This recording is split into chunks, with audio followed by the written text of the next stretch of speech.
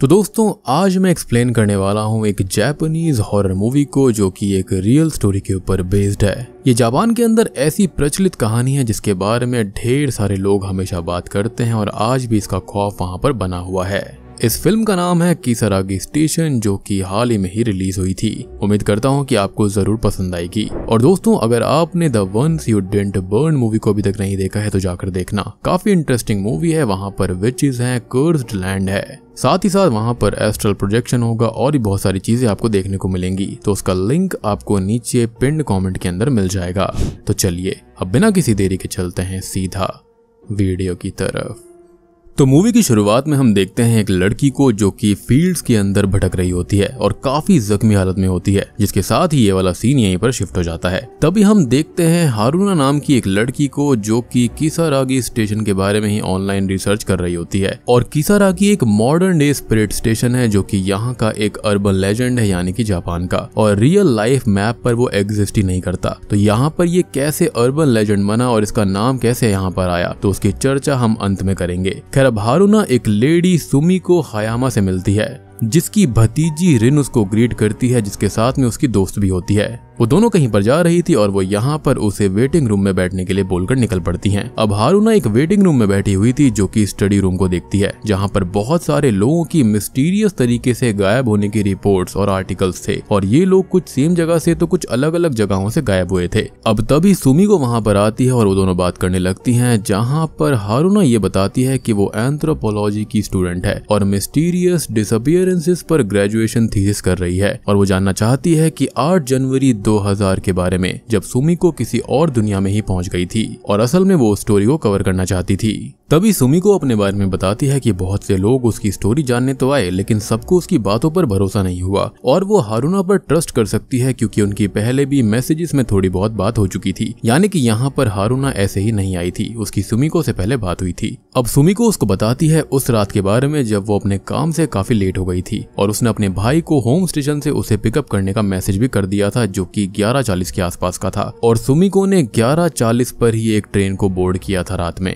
अब ट्रेन के अंदर उसको थोड़ा सा अजीब लगता है और अब वो खुद को अकेला पाती है, यानी कि वहाँ पर पहले काफी सारे लोग थे लेकिन अचानक से ही सभी गायब हो जाते हैं। साथ ही साथ ट्रेन एक टनल के अंदर एंटर कर जाती है, लेकिन उसके होम स्टेशन के बीच कोई टनल आता ही नहीं था और अब वो कुछ पल के लिए बेहोश भी हो जाती है। और जब होश में आती है तो ट्रेन और आसपास की सराउंडिंग थोड़ी अजीब थी। साथ ही साथ ट्रेन में अब उसे कुछ ही लोग दिखते हैं, जिसके अंदर एक ऑफिसमैन था, 3 यंगस्टर्स थे और एक स्कूल स्टूडेंट थी। वो ऑपरेटर रूम को चेक करने जाती है, लेकिन वहाँ पर कर्टेन्स लगे हुए थे तो वो अंदर नहीं देख पाती। अब वो स्टूडेंट के पास में जाती है, उसको जगाती है, यानी कि बाकी सब भी सो रहे थे। अब इस वजह से बाकी के लोग भी वहाँ पर जाग जाते हैं, जो कि ट्रेन के बाहर देखकर कंफ्यूज्ड हो जाते हैं कि आखिर ये जगह कौन सी है, वो कहाँ पर आ गए और उनका स्टेशन कब निकला। और अजीब बात ये थी कि सभी लोग एक ही टाइम पर सो गए थे। अब ट्रेन एक स्टेशन पर आकर रुकती है जिसका नाम होता है किसारागी स्टेशन, और उन सब में से पहले किसी ने भी इस स्टेशन को नहीं देखा था और इस जगह का इनफैक्ट नाम तक नहीं सुना था। अब वो लोग ट्रेन से उतरते हैं और ट्रेन वहां से निकल जाती है। वो सभी स्टेशन पर थे और सुमिको के पास वो ऑफिसमैन आता है जो कि उससे वॉशरूम का रास्ता पूछता है, लेकिन उसे यहाँ का कुछ पता ही नहीं था तो वो उसको मना कर देती है। और अब वो वहीं पास में बेंच पर लेट जाता है, जो कि ड्रिंक्स भी कर रहा था और गलती से अपनी ड्रिंक्स बॉटल गिराकर वो तोड़ भी देता है। अब यहाँ पर वो स्कूल स्टूडेंट भी स्टेशन वॉल्स पर कुछ अजीब चीज देखती है जिसे सुमिको नहीं देख पाती। अब सुमिको उस स्कूल स्टूडेंट से बात करने लगती है और वो लड़की अपना नाम मिज़ायाकी बताती है, जिस पर सुमिको उसको बताती है कि वो स्कूल में टीचर रह चुकी है। हालांकि मिज़ायाकी उसको नहीं जानती थी। अब वहाँ पर वो 3 यंगस्टर्स भी थे जिनका नाम था सोता, मिकी और दाइसु।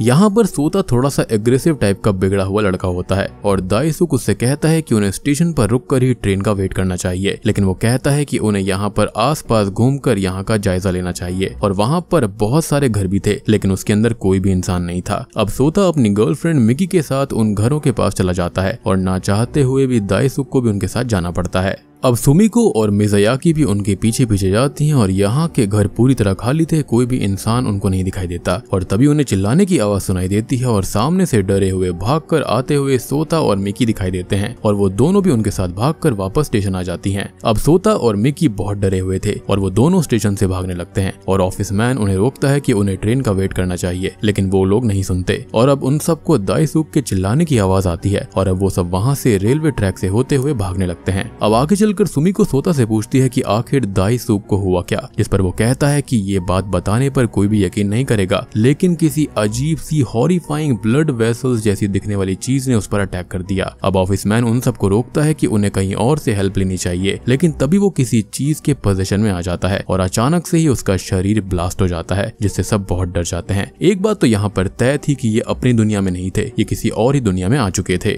तभी उन लोगों को कुछ ड्रम्स की आवाज भी आने लगती है और उन्हें चलते चलते बहुत टाइम हो गया था। अब मिकी के फोन पर अचानक से ही दाइसुक का कॉल आता है और वो अपने फोन पर उसे लाइव देख पाती है, जिसके अंदर उसका चेहरा डिस्टॉर्टेड हो गया था। अब तभी वहां पर एक इंजर्ड ओल्ड मैन भी आ जाता है, जो कि बहुत बार ये बोलता रहता है कि रेल्स पर मत चढ़ो, यानी कि रेलवे ट्रैक पर मत चलो, और अब वो उनका पीछा करने लगता है। और यहाँ दाइसुक भी अचानक से आ जाता है, जो कि डिफॉर्म हो चुका था। वो सोता के पास जाता है और हाथापाई में सोता मिकी को धक्का देता है और वो उस ओल्ड मैन के पास चली जाती है, जिसे वो पकड़ लेता है और वो दोनों ही जलकर ब्लास्ट हो जाते हैं और दाइसुक भी खत्म हो गया था। अब सोता कहता है कि यहाँ से जाने के लिए वो एक लिविंग सैक्रिफाइस देगा, और ये सब वो अपने मन से ही बोल रहा है और ऐसा कोई रूल नहीं है। और अब वो उन दोनों पर अचानक से ही अटैक करने लगता है, लेकिन सुमिको मिज़ायाकी को बचाते हुए उसे हर्ट कर देती है। यानी कि यहाँ पर सोता को ऐसा लग रहा था कि अगर वो किसी इंसान की बलि दे देगा तो शायद से वो यहाँ पर जा पाए, लेकिन ये खाली उसकी खुद की अंडरस्टैंडिंग थी।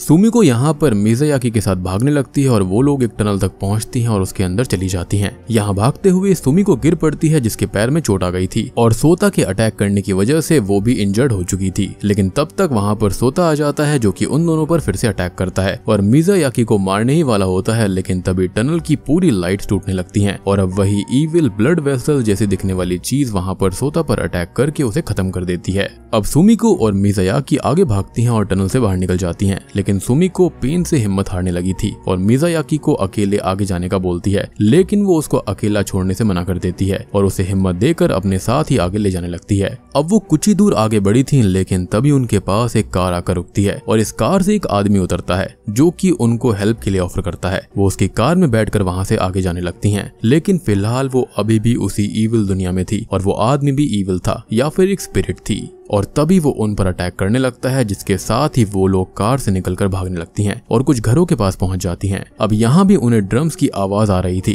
और तभी उनको एक ग्लोइंग डोरवे दिखाई देता है, जिसे देखकर मिज़ायाकी ये कहती है कि ये असली दुनिया में जाने का डोर हो सकता है और वो दोनों उस डोर की ओर भागती हैं, लेकिन उनके सामने वही कार वाला व्यक्ति आ जाता है और उन पर हमला करने लगता है। अब वो मिज़ायाकी को खत्म करने ही वाला होता है, लेकिन सुमिको उसको रोकती है और मिज़ायाकी से डोर के बाहर भागने का बोलती है और मिज़ायाकी उसे अकेला नहीं छोड़ना चाहती थी, लेकिन सुमिको की जिद पर वो असल दुनिया में भागने के लिए उस डोर के अंदर चली जाती है, लेकिन वो डोर ब्लड रेड जैसा होकर ब्लास्ट हो जाता है, जिसके साथ ही सुमिको असली दुनिया में वापस आ जाती है। मीन्स वो डोर रियल वर्ल्ड का था ही नहीं और वो वापस तो आई थी, लेकिन जनवरी 8 2011 में, जिसका मतलब 7 साल बीत गए थे। यानी कि किसारागी स्टेशन की दुनिया में गुजरती हुई एक रात रियल वर्ल्ड में 7 साल के बराबर थी। और हमने स्टार्टिंग में जो सीन देखा था ना किसी लेडी को जो कि फील्ड्स में जख्मी घूम रही थी, वो असल में सुमिको ही थी। अब सुमिको अपनी कहानी यहाँ पर खत्म करती है और बताती है कि शायद से अगर वो डोर में पहले चली जाती तो शायद से मिज़ायाकी बच सकती थी और उसे इस चीज का बहुत गिल्ट है। उसने कई बार वो सेम रूट को ट्राई किया किसारागी स्टेशन जाने के लिए, लेकिन वो कभी वहां पहुंची ही नहीं।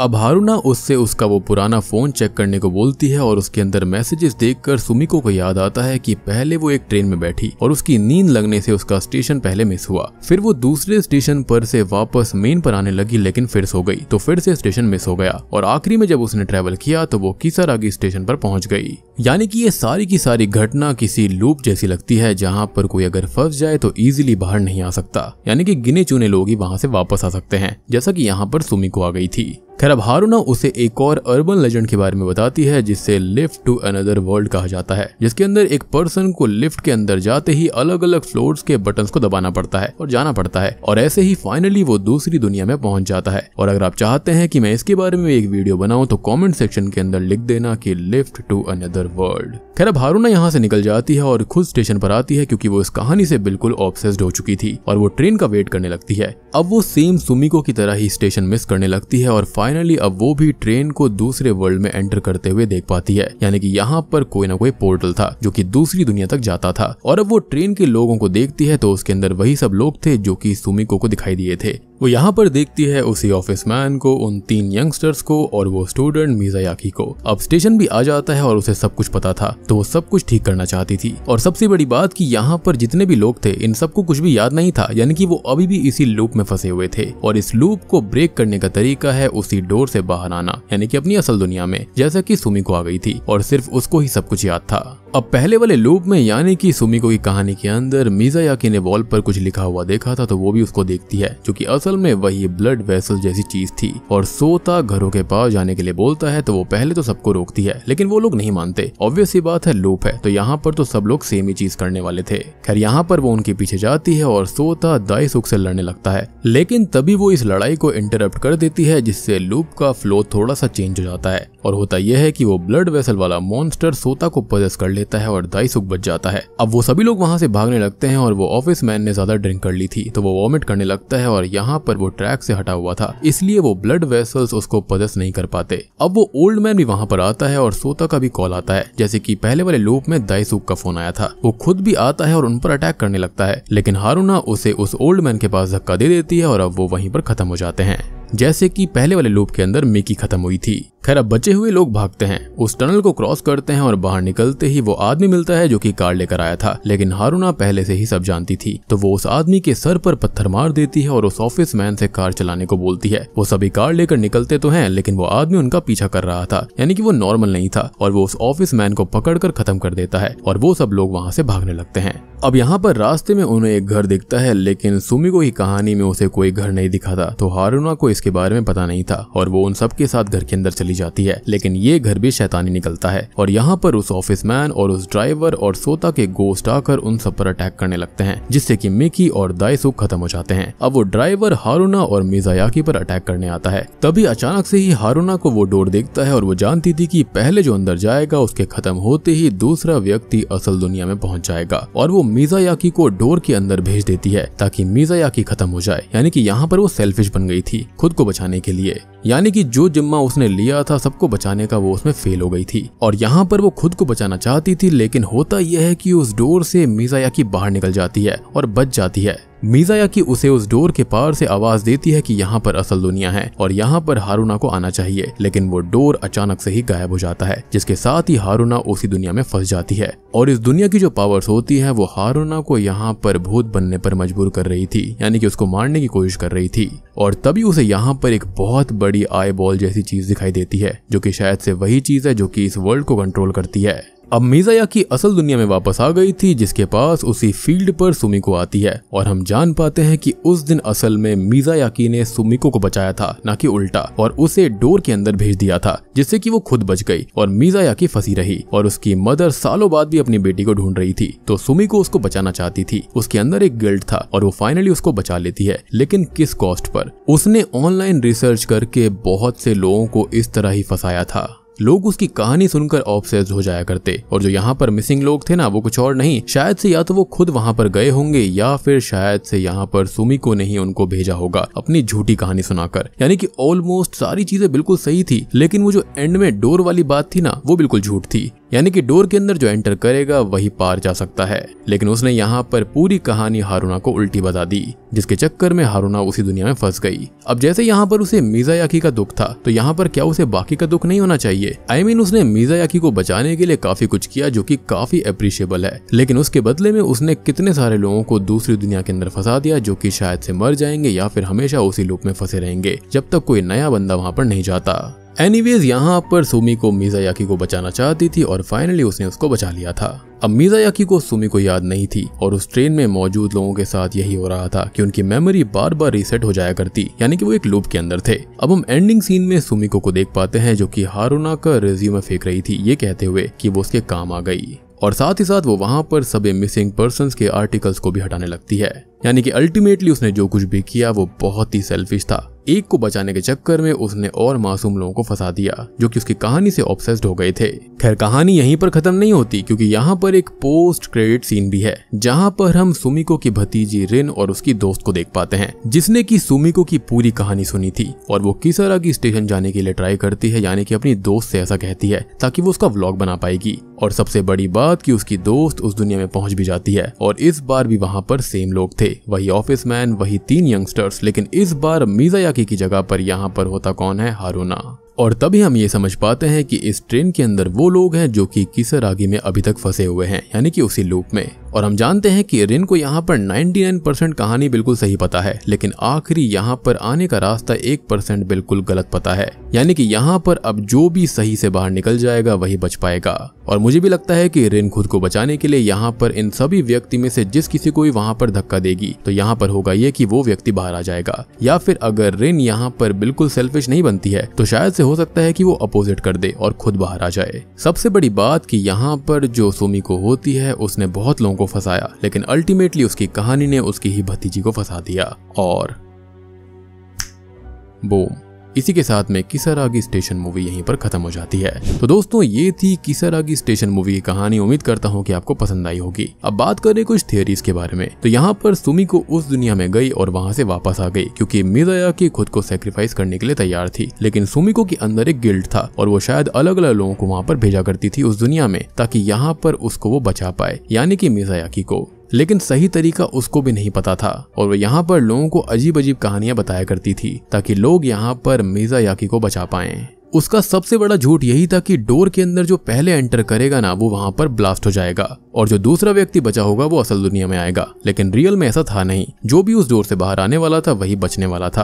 अब देखो उस कहानी को सुनने के बाद में जो भी यहाँ पर अच्छा व्यक्ति होगा वो मिज़ायाकी को बचाने के लिए डोर के बाहर भेज देगा, लेकिन शायद से इससे पहले जो लोग भी वहां पर गए होंगे ना वो वहां पर शायद से बचे ही नहीं होंगे और वो डोर ओपन हुआ ही नहीं होगा, इसलिए वो सारे व्यक्ति वहां पर मारे गए थे और कोई भी बाहर नहीं आया और इसलिए वहां पर मिसिंग पोस्टर्स थे। लेकिन यहाँ पर सबसे परफेक्ट कैंडिडेट हारुना निकली और हारुना यहाँ पर बहुत ही सेल्फिश थी, जिसके चलते उसने मिज़ायाकी को वहां पर बाहर भेज दिया, वो भी खुद की सेल्फिशनेस को देखते हुए।